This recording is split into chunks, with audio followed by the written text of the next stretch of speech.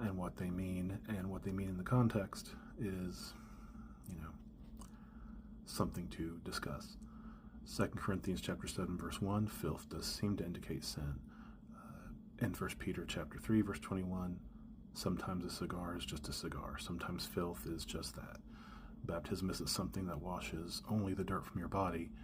It is an appeal of a good conscience towards God. It washes sins away. Acts 22:16.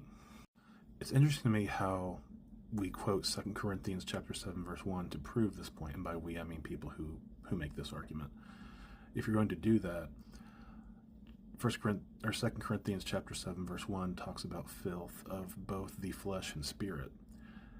And to maintain once saved, always saved, a lot of KJV only fundamentalists will say, well, no, your spirit never sins again. It's only your flesh that sins.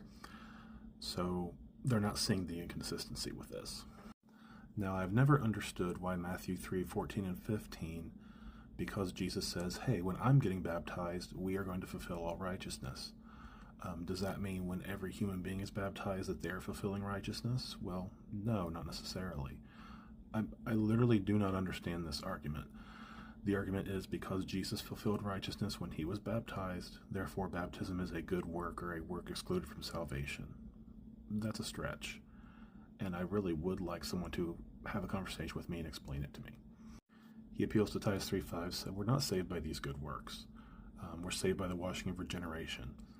Now, traditionally, the first 1,500 years of church history, the washing of regeneration was understood to be a physical washing in baptism when we receive regeneration.